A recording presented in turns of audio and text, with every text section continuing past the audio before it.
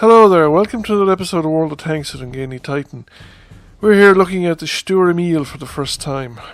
This is the Tier 7 German tank destroyer. This video is taken of the stock configuration. However, the first package doesn't make a whole lot of a change to the tank, but you still have the same gun. And it adds some capability, but not that you'd really notice that much. I think it gets slightly faster. It starts off really slow, like 16 kilometers an hour or something like that, and you get up to maybe 20. But that's not a hell of a difference. And it does very poorly on hills. That said, it does have very good gun depression, unlike the two previous ones, the Tier 6 and the Tier 5 in this line, which have very poor gun depression. This tank does actually have very good gun depression. And it upgrades the final package to the 12.8 centimeter gun, which has 490 alpha damage according to the Tankopedia, whereas the 10.5 has 300. Now, rolls low quite a lot as far as I can tell. And it's not a tank that's going to set the world on fire. It's highly situational. It is slow. It's practically unarmoured. It's got a narrower arc of fire than the Nashorn. Does traverse faster. But then, of course, you lose your camo. So you want to be well back, preferably on a ridgeline, because it does have very good gun depression. So you can hide behind the slope of the ground and actually show very little tank over it, which does help. You could, if your timing is good enough, be able to peekaboo in it a little bit with ridgelines, because there is very little of this tank shown when you stick it over the ridgeline to shoot somebody. The gun is pretty decent, no problem with penetrating, well, at least the 10.5 centimeter, and no problem with dealing damage. Rate of fire is a bit slower than anything so far, but you won't scare people off with the alpha. I'm not even sure if you'll scare them with the other one, especially anybody that knows anything, because they know that the tank itself is very vulnerable.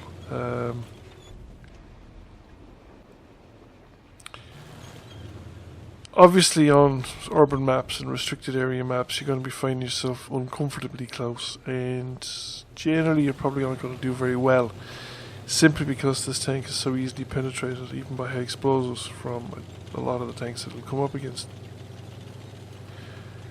You are very dependent again on the teammates to push out in front of you to give you protection, so that of distance mostly. You better rely on distance mostly than any other camouflage trick, but therefore you need your teammates to spot the enemy, even though it has a decent spotting range and it's a reasonably decent tank to spot. But generally, if you're spotting for yourself, the enemy are uncomfortably close. That said, I'm finding the grind relatively painless. Now that I am taking advantage of the Kursk operations, I've been picking up quite a bit of boosts, and XP boosts, crew XP boosts, but XP boosts in general, and I have been using them consistently on the Sturer Emil rather than on the Tiger 2, because the Tiger 2 is that bit much more fun.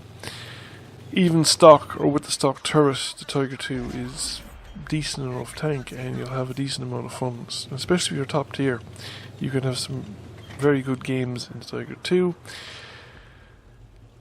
of the kind you won't have in a Sturer Emil. I mean, you'll have games, I think, where you'll rack up a lot of damage in a Sturer Emil, but that's because you actually have a decent team and you have a good open map, and you've managed to position yourself someplace where you've actually good line of sight, and you've seen a lot of enemies at range. Whereas the Tiger 2, it's much more flexible, more tactically flexible. You can engage in a location. It's not as fast, relatively speaking, as the Tiger 1, but it is fast enough that you can relocate reasonably effectively and switch direction and stuff like that with a reasonable degree of effectiveness, even though it's a heavy tank. This thing is so slow that unless you're extremely clued in player, your ability to shift position at any degree of effectiveness is severely curtailed. One thing you do not want to do is what this guy is doing. He has been spotted and he hasn't changed position. So I was able to, because I'd already managed the sight in, I was just waiting for the sights to settle, find him, and he's still there. He shoots back at my tracer with remarkable accuracy, actually, for first time shot. But the thing is, I'd hit him twice. I was going to hit him again on the third shot. He should have just started moving straight away and moving out of my arc of fire as effectively as he could. It is, of course, like any open-topped tank, is going to be extraordinarily vulnerable to artillery, and they're going to particularly like shooting at it because it's an easy enough kill. They don't have to, even I think splash damage would probably do a huge amount of damage to a Sturer Emil because the armour is just so light.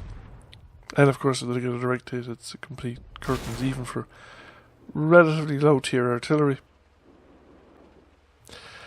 I don't think the 12.8cm gun is going to make it a particularly fun tank. It will make it a lot more effective, of course, because with the, whatever it is, 490 alpha damage, 2 shots are essentially all you need to get a fire for effect. But no one grinds this line of German tank destroyers to play the Sturer Emil or the Nashorn or the one before it. They do it to play the Rheinmetall Borsig and the Waffenträger Panzer IV and the Waffenträger E100 and the Waffenträger, or what it is now, the Guerilla 15, and tanks of that nature. So it's not a terribly exciting tank. It's the kind of tank you can give a solid performance in a reasonably decent game, and you'll be terrible on a bad game or with a really bad team that just collapsed around you, or if you didn't position yourself correctly. You really don't want to be travelling alone with this tank. You will pick up a decent amount of spotting damage as well if you travel with friends, because it does have a pretty good view range.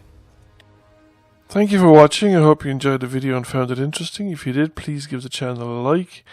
If you have not already done so, please subscribe. I will catch you all again soon. Bye for now.